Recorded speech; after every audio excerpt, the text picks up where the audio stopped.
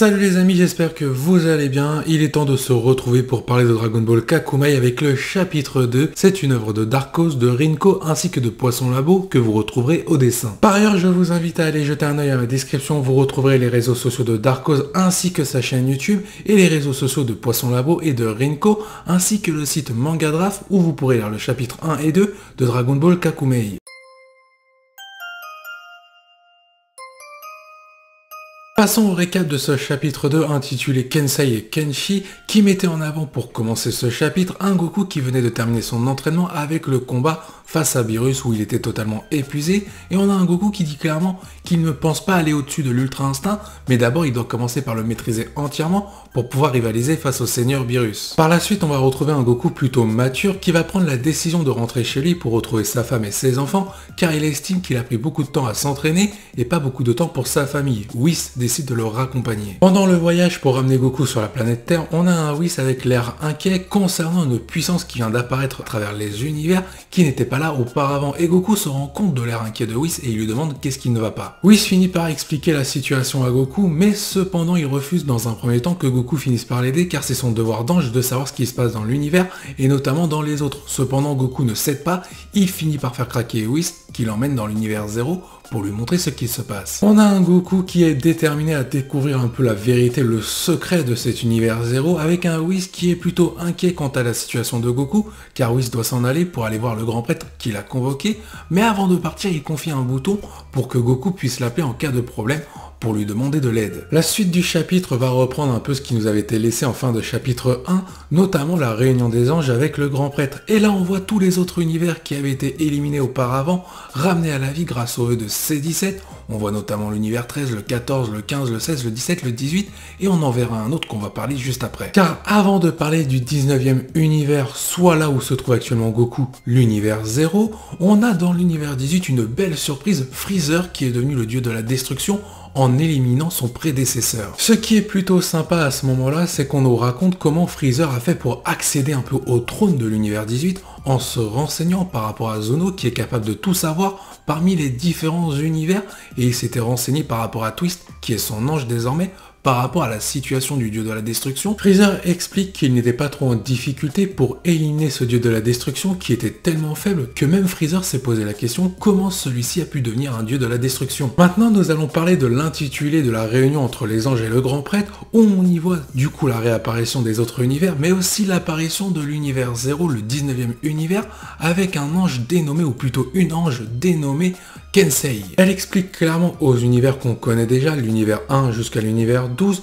comme quoi le grand prêtre a menti sur ses intentions, ou plutôt qu'il a caché la vérité concernant la destruction de l'univers 0, qui pour lui était tout simplement trop puissant et qui menaçait l'équilibre de l'univers ou du multivers, et qu'il n'a rien dit à Zeno, il a dû agir dans son dos. À ce moment-là, on a les nouveaux univers qui viennent de réapparaître, l'univers 13 jusqu'à l'univers 19 avec l'univers 0 y compris, mené par Kensei, qui veulent l'abolition du système divin pour en refaire un nouveau, avec un monde à l'équilibre parfait. Et Kensei déclare clairement qu'il va y avoir une guerre entre les univers et tout le monde devra choisir son camp, que ce soit du côté de l'un ou du côté de l'autre. Dans tous les cas, il n'en restera qu'un. Alors je pense qu'à ce moment-là, ce que veut Kensei, c'est qu'elle veut former un seul et même univers pour donner un équilibre parfait sans forcément sacrifier d'autres univers. Forcément, ceux qui seront contre elle seront éliminés par ses mains, ainsi que les autres qui l'auront rejoint. Je pense l'avoir compris comme ça, peut-être que je me trompe, n'hésitez pas à me le dire en commentaire. D'ailleurs, pendant ces explications, on a aussi pas mal d'interrogations concernant l'univers 0 de Kensei,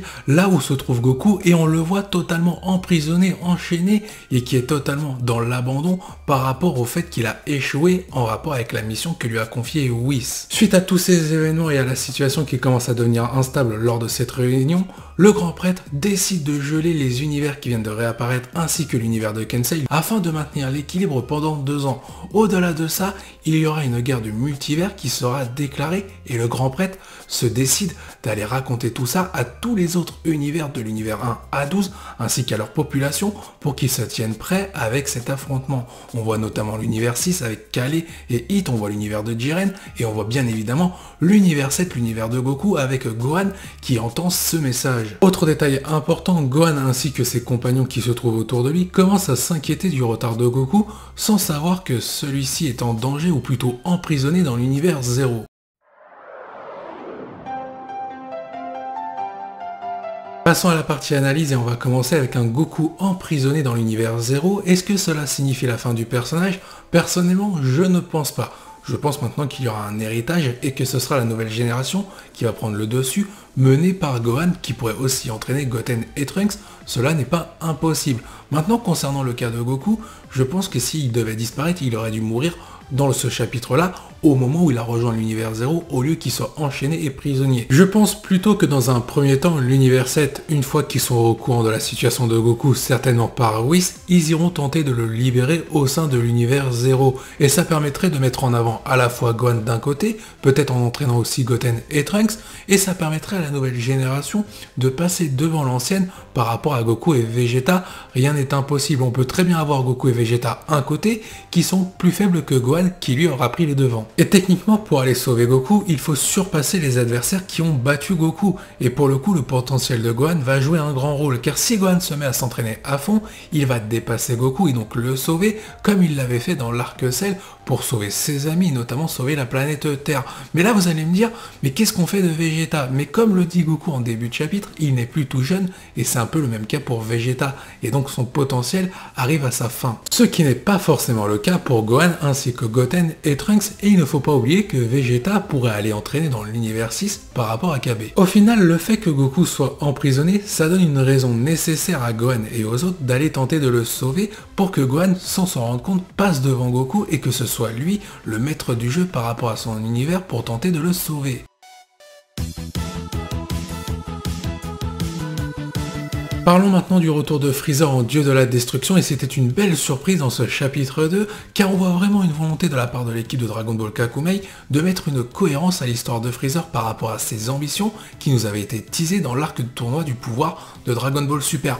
Mais le problème, c'est que dans Dragon Ball Super, ils ont commencé un développement autour de Freezer sans rien en faire à la fin. On partait avec un Freezer qui avait l'ambition de renverser les dieux de la destruction pour au final aider Goku face à Jiren. C'était décevant. Là, ce qui est bien dans Dragon Ball Kakumei, c'est qu'on retrouve notre Freezer malicieux, arrogant et surtout sans foi ni loi, prêt à éliminer n'importe qui concernant ses objectifs. Il a été capable d'éliminer le dieu de la destruction de l'univers 18 pour prendre sa place et avoir un rôle au sein du système divin. D'ailleurs, quand Freezer revoit Whis depuis l'arc du tournoi du pouvoir, il demande directement où se trouve Goku. J'espère qu'il y aura une petite histoire entre Goku et Freezer pour peut-être achever leur rivalité avec peut-être une victoire finale de Goku. Il n'est pas impossible que d'ailleurs Freezer ait en tête de devenir l'être suprême au-dessus du système divin pour continuer ses ambitions qui nous avaient été laissées dans l'arc de Dragon Ball Super.